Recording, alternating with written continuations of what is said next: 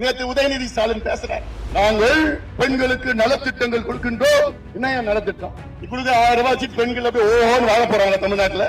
Periyar Maniammai institute of science and technology, Thanjavur. Choose who you want to be. DMK வேட்பாளர் பேசுறாரு, ஒரு தம்பி கேக்குறான், ஐயா எப்பயா மதுவிலக்கு கொண்டு வருவீங்கன்னு கேக்குறான் வேட்பாளரை பார்த்து. திமுக வேட்பாளர் பார்த்து திமுக வேட்பாளர் என்ன சொல்றாரு தெரியுமா? அது எங்க வேலை கிடையாது, நீங்க மோடியை போய் கேளு, மத்திய அரசு போய் கேளு. இன்னைக்கு முதலமைச்சர் ஸ்டாலின் அவர்கள் ஆணவத்தில் இருக்கின்றார்கள், அகங்காரத்தில் இருக்கின்றார்கள். என்ன ஆணவம்? காசு போட்டா ஓட்டு போடுங்க. அந்த ஆணவத்தில் இருக்காங்க. நீங்க யாருன்னு காமிங்க. இந்த தொகுதி மூலம் அனைத்து சமுதாயத்தை சார்ந்தவர்கள் நாம் யார் என்று காண்பிக்க வேண்டும். இந்த தொகுதியில திமுக 150 கோடி தேர்தல் ஆணையத்தை கேட்டா அப்படியா அப்படின்னு கேட்கிறாரு. அவருக்கு தெரியாதா? அமெரிக்காவில் இருக்கிறாரு, இங்க இல்ல.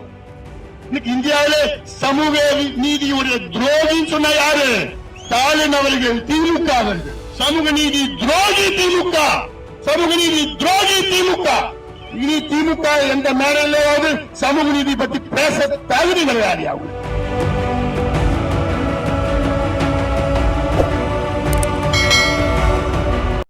திமுக அவ்வளவு ஆணவத்துடன் இருக்கிறது. திமுக எப்படியாவது பணத்தை தூக்கி விடலாம், வீசி விடலாம். என்ன சொல்றாங்க? பணம் போட்டா ஓட்டு போட்டுடும்.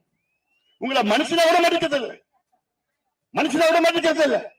அவ்வளவு ஆணவத்துடன் இருக்கின்ற திமுக அந்த பணத்தை எப்படி சம்பாதிச்சாங்க? ஏர் ஓட்டினாங்களா, களை எடுத்தாங்களா, நாத்து நட்டு களை எடுத்தாங்களா, தண்ணி பாசினாங்களா, அறுவடை பண்ணாங்களா? இல்ல. கொள்ளடிச்சா, சாராயத்தை விட்டு கொள்ளடிச்சா, கஞ்சா விட்டு கொள்ளடிச்சா, ஊழல் செய்து கொள்ளடிச்சா அந்த பணத்தை இங்க தூக்கி போட்டுட்டு இருக்கிறான். திமுக யாராவது ஒரு அமைச்சர், யாராவது ஒரு உறுப்பினர், யாராவது நாங்கள் சாதனை செய்து ஓட்டு கேட்டாங்களா? அவங்க யாராவது? இல்ல. பணத்தை தூக்கி போடுறான். ஓட்டே கேட்கல. எங்கேயாவது ஓட்டு கேட்டாங்களா? இல்ல. எதை சொல்லி ஓட்டு கேட்க முடியும்? தமிழ்நாட்டுல தினம் ஒரு கொலை நடக்குதுன்னு சொல்லி ஓட்டு கேட்க முடியுமா? தமிழ்நாட்டுல சாராய சாவு 65 பேர் செத்திருக்கிறான்னு ஓட்டு கேட்க முடியுமா? என்னத்தை ஓட்டு கேட்க முடியும்? ஒண்ணு கேட்க முடியல. அதனாலதான் பணத்தை கொடுக்கிறான். 500, 1000, 2000. ஆனா நான் ஒண்ணு சொல்றேன், இந்த தொகுதியில் உள்ள மக்களை யாரும் தப்பா எடுத்துக்காதீங்க.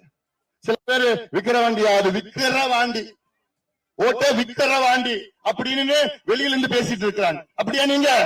இல்ல, நாங்க அப்படி கிடையாது. நாங்க மான மரியாதை சமூக நீதியை காக்கின்ற மக்கள் என்று நிறுவனம் நிரூபிக்கின்ற விக்கிரவாண்டி மக்கள் நீங்கள். அவங்க அப்படி நினைச்சிட்டு இருக்கிறாங்க காசு கொடுத்தா.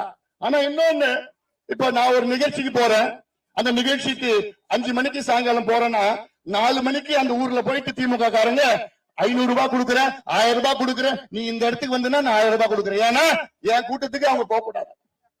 அந்த பெண்களை கூட்டி பட்டியல அணைச்சு வச்சிருக்காங்க. பட்டியல யார் அடிக்க வைப்பா?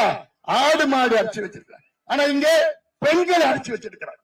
அது சில பெண்கள் போய் அவங்க கொடுக்குற 500, 1000 ரூபாய் போறாங்க. ஆனா அந்த பெண்களுக்கு நான் சொல்றேன், திமுக காரங்க ஜாகிரதையா இருங்க. எந்த வேலை பண்ணிடுவாங்க. மோசமானவனுங்க, மோசமானவன் நம்பி எங்கேயும் போயிடாது. மோசமானவன்.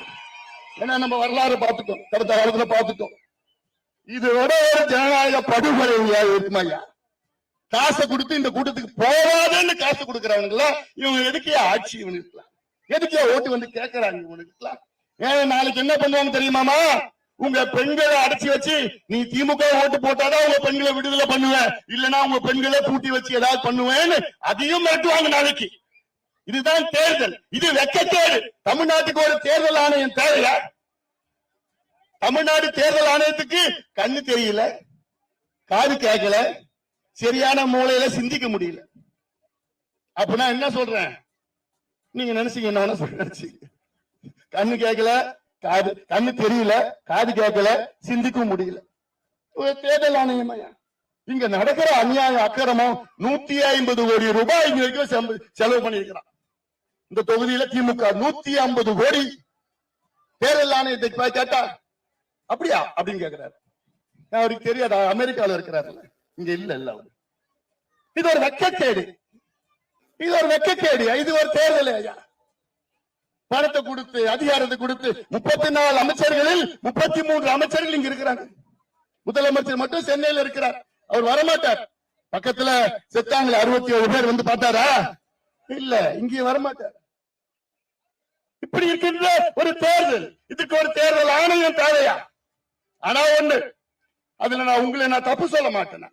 இங்க இருக்கின்ற விக்கிரவாண்டி தொகுதியில் உள்ள மக்கள் நான் தப்பு சொல்ல மாட்டேன். ஏன்னா அவங்களுக்கு 500 ரூபாய் பெரிய பணம், 1000 ரூபாய் பெரிய பணம்.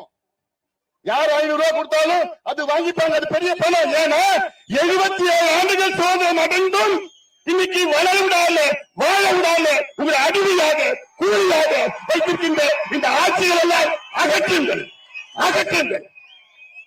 77 ஆண்டுகள் ஆகியும் இன்னும் அடிமையாக 500 ரூபாய்கள் பெரிய பணம் அப்படின்னு இருக்கின்ற மக்கள், நான் உங்களுக்கு தப்பு சொல்ல மாட்டேன், தப்பு சொல்ல மாட்டேன், தப்பு சொல்ல முடியாது.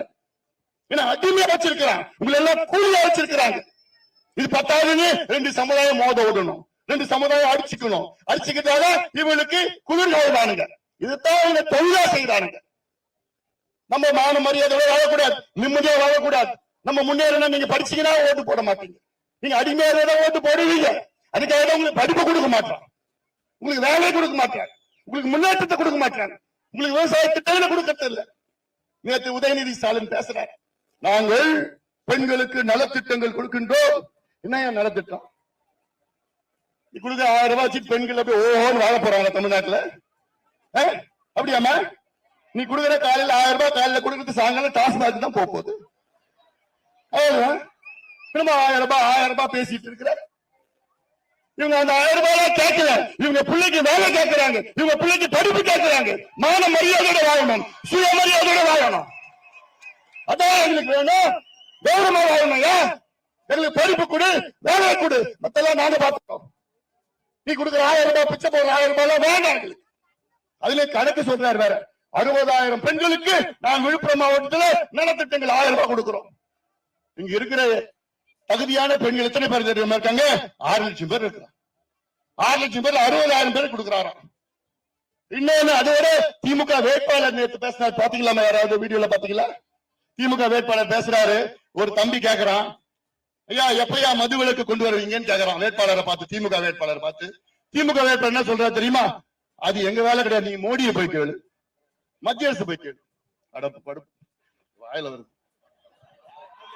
அவர் எம்எல்ஏ ஆகி சட்டமன்றத்தில் போய் பேசுவாங்க, அது கூட தெரியல. மது விலக்கு என்பது மாநில பட்டியல் இருக்கு, மாநில அரசு தான் அது முடிவு செய்ய வேண்டும். அதை விட அரசியல் சாசனம், கான்ஸ்டிடியூஷன், அதுல 47வது பாகத்தில் என்ன இருக்கு? ஒவ்வொரு மாநிலம், இந்தியாவில் ஒவ்வொரு மாநிலமும் மது விலக்கை அமல்படுத்த வேண்டும் என்று அரசியல் சாசனத்தில், கான்ஸ்டிடியூஷன் ஆஃப் இந்தியாவில் இருக்கு. அது தெரியுமா? இந்த வேட்பாளருக்கு தெரியுமா? தெரிய வாய்ப்பு கிடையாது, இதெல்லாம் தெரியாது. அதனால அது தெரிய வாய்ப்பு கிடையாது. இதுதான் வேட்பாளர், இதுதான் திமுக. இதேதான் நாடாளுமன்றத்தில் நடந்தது தமிழ்நாட்டில். 40 ஜெயிச்சோம். அந்த 40 வேட்பாளர்கிட்ட போய் கேளுங்களேன், ஏதாவது தெரியுமா? ஏதாவது விவரம் தெரியுமா? இந்த வேட்பாளர் எப்படி நல்லவங்களா, கெட்டவங்களா, படிச்சவங்களா, பண்புள்ளவங்களா, இல்ல கொலை செய்யறவங்களா, கஞ்சா விற்கிறவங்களா, சாரா விற்கிறவங்களா? எதையும் பார்க்கலையே. நாடாளுமன்ற தேர்தல் எதையும் பார்க்கலையே. சின்னத்தை பார்த்து ஓட்டு போட்டீங்க, தகுதியான வேட்பாளர் பார்த்து ஓட்டு போட்டீங்களா? இல்லையே. தமிழக மக்களை சிந்தித்து பாருங்க. திமுக வேட்பாளர் சட்டம்னா என்னன்னு தெரியல, சாராயனா என்னன்னு தெரியல. சாராயனா தெரியுது, அது வேற. அது சட்டம், அதுக்கு சட்டம் தெரியல. மோடியை போய் கேட்கறான், ஏயா உங்க முதலமைச்சருக்கு நினைச்சு ஒரு கையெழுத்து போட்ட தமிழ்நாட்டுல பூர்ண மதுவிலக்கு வரப்போகுது, அது கூட தெரியாத சட்டமன்றத்துக்கு அனுப்ப போறீங்களா? நீங்க அனுப்புவீங்களா? நினைச்சாலும் நடக்காது, நினைச்சாலும் நடக்காது. அதனால இதெல்லாம் நீங்க சிந்திக்க. உங்களை என்னென்னவோ அடிமை அடிமை அடிமை நினைச்சிட்டு இருக்கிறாங்க. அவங்களோட நோக்கம் என்ன? இந்த சமுதாயத்தை சமுதாயத்தை படிச்சுக்கணும், அடிச்சு அவன் கணக்கு போடுறான். ஓ இங்கதான் போனா இந்த ஓட்டுலாம் அவங்க போட மாட்டாங்க, இது நமக்கு ஓட்டு. அங்க போனா அந்த ஊருக்கு போனா, ஓ அது அவங்க அந்த ஓட்டெல்லாம் போட மாட்டாங்க, இது நமக்கு ஓட்டு. இங்க போனா, ஓ இந்த ஓட்டல் நம்ம காசு கொடுத்து வாங்கிடலாம். இதுதான் திமுக. நந்தன் கால்வாய், நந்தன் கால்வாய், நந்தன் கால்வாய் கேட்டு கேட்டு அழுத்து போச்சா? ஓ இவங்க அப்பா தான் முதல்ல கொண்டு வந்து அறிவிச்சது. ஏ கோவிந்தசாமி அவர்கள் திமுகவிலே உதயசூரன் சின்னம் கொடுத்தது ஏஜி சம்பத் அவங்க தந்தை. அவர் 1971 அறிவிச்சார், வேளாண்துறை அமைச்சராக இருந்தார். அன்னையிலிருந்து இன்னைக்கு ஐயோ வரப்போல தேர்தல் வரப்போல நந்தன் கால்வாய், நந்தன் கால்வாய், நந்தன் கால்வாய். அது படுவாங்களா? ஏயா அந்த மனசு கூட இல்லையா அவங்களுக்குலாம்? அது ஒரு 300 கோடி செலவாமா ஐயா? துறிஞ்சலாறுல தென்பண்ணை இணைச்சு இங்க இருக்கிற ஒரு 44 ஏரிக்கு கொண்டு வர தண்ணி கொண்டு வர துப்பி உனக்கு நீங்க எதுக்கு எனக்கு ஆளுகிறீங்க ஆட்சி செஞ்சு இருக்கீங்க எலெக்ஷன் நேரத்தில் எதுக்கா வரீங்க ஓட்டு கேட்கறீங்க என்ன நம்பிக்கையில ஓட்டு கேட்கறீங்க இன்னைக்கு முதலமைச்சர் ஸ்டாலின் அவர்கள் ஆணவத்தில் இருக்கின்றார்கள் அதிகாரத்தில் இருக்கின்றார்கள் என்ன ஆணவம் காசு போட்டா ஓட்டு போடுவாங்க அந்த ஆணவத்தில் இருக்காங்க நீங்க யாருன்னு காமிங்க இந்த தொகுதி மூலம் அனைத்து சமுதாயத்தை சார்ந்தவர்கள் நாம் யார் என்று காண்பிக்க வேண்டும் அந்த பயம் முதலமைச்சர் ஸ்டாலினுக்கு வரணுமா வேணாமா வரணும் அந்த பயம் வரணும் இந்த பயம் வந்தாதான் அடுத்த மாதமே ஐயோ இந்த எல்லா தமிழ்நாட்டு மக்கள் எல்லாம் ஒன்னா சேர்ந்துட்டாங்க இவங்க எல்லாம் ஒன்னா சேர்ந்துட்டாங்க இனி நம்ம ஓட்டு போட மாட்டாங்கன்னு அடுத்த மாதமே ஜாதி வாரி கணக்கெடுப்பு நடக்கும் அடுத்த மாதமே இடஒதுக்கீடு அமல்படுத்தப்படும் அடுத்த மாதமே இந்த பகுதியில் அட்லீஸ்ட் ஒரு 10 கடைகள் மூடுவாங்க படிப்படியா கடையை மூடுவாங்க இல்ல சாரா கடை மூடுவாங்க இல்ல அவுத்துட்டு மாதிரி ஆயிடும் முடிஞ்சு போச்சு உங்க பிள்ளைங்கள உங்க தாத்தா உங்க அப்பா உங்க வீட்டுக்காரர் 3 தலைமுறை அழிச்சாங்க இப்ப உங்க பிள்ளைங்கள அடுத்த தலைமுறை இருக்க பிள்ளைங்கள சாராயத்தை கொடுத்தும் கஞ்சாவை கொடுத்து அழிச்சிட்டு இருக்கிறாங்க எங்க பார்த்தாலும் கஞ்சா தெரு தெருவா வீதி வீதியா கல்லூரி கஞ்சா கஞ்சா காக்கை நகை லாபம் என்ன இருக்கிறாமோ எல்லாம் வித்துட்டு இருக்கு நாசப்படுத்திட்டு இருக்காங்க தலைமுறைகளை நாசப்படுத்திட்டு இருக்கிறாங்க இதை கேட்பதற்கு நீங்கள் இருக்கிறீர்கள் நம்ம இனமான காவலர் சமூக நீதி போராளி மருத்துவர் ஐயா அவர்கள் இன்னைக்கு 86 வயசு ஐயாவுக்கு 86 வயசு 45 ஆண்டு காலம் ஐயா அவர்கள் தெரு தெருவா ஊரா கிராமமா போய் ராந்த வேலத்துல இருந்து போய் பார்த்து போது ஊரூடா போய் வாங்க உங்களுக்கு நான் விடுதலை வாங்கி தரேன் என்ன விடுதலை படிக்கிறதுக்கும் வேலைக்கும் அதான் படிக்கிறதுக்கு வேலை எத்தனை போராட்டங்கள் செய்தோம் இந்த மண் எப்படிப்பட்ட மண் இது தியாகம் கலந்த மண் ரத்தம் சிந்திய மண் இது உயிர் நீத்த தியாகிகள் இந்த தொகுதியில மட்டும் 8 தியாகிகள் உயிரை கொடுத்தார்கள் எதுக்கு சமூக நீதிக்காக மருத்துவ ஐயா இன்னைக்கு இந்தியாவில் 6 இடஒதுக்கீட்டை பெற்று தந்தவர் யாரு எங்களுடைய மருத்துவர் ஐயா இன்னைக்கு இந்தியாவில் சமூக நீதி என்று சொன்னார் மருத்துவர் ஐயா இன்னைக்கு இந்தியாவிலே சமூக நீதியுடைய துரோகின்னு சொன்ன யாரு ஸ்டாலின் அவர்கள் திமுக அவர்கள் சமூக நீதி துரோகி திமுக இனி திமுக எந்த மேடையிலாவது சமூக நீதி பற்றி பேச தகுதி கிடையாது அவங்களுக்கு சொல்றேன் கள்ளச்சாராயம் திமுக டோக்கன் கொடுக்கிறது திமுக கள்ளச்சாராயம் திமுக மனித பட்டியல மனுஷங்களா பட்டியல அடிச்சு வச்சிருக்கிற திமுக ஸ்டாலின் அவர்கள் கடந்த வாரம் சட்டமன்றத்திலே சொல்கிறார் நான் வன்னியர்களுக்கு தனி ஒதுக்கீடு கொடுக்க மாட்டேன் என்னால முடியாது இன்னும் சொல்ல போனா இந்த ஒதுக்கீட்டை ரத்து செய்தது ஸ்டாலின் அவர்கள் கட்சி ஒரு முக்கிய காரணம்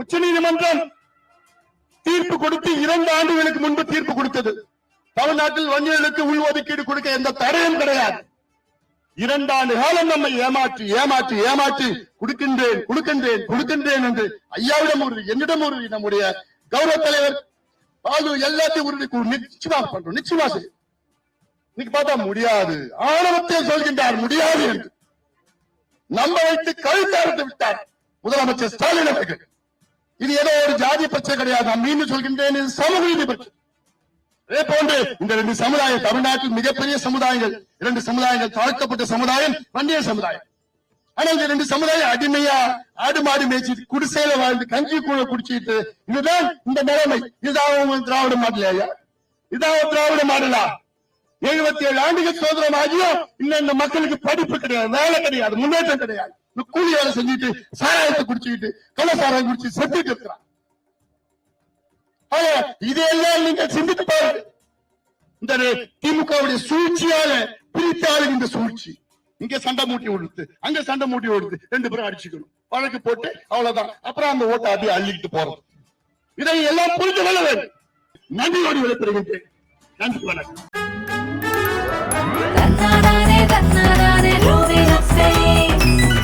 Periyar Maniyamma Institute of Science and Technology, Tanjavur. Choose who you want to be. மின்னம்பலம்.com தமிழின் முதல் மொபைல் பத்திரிகை.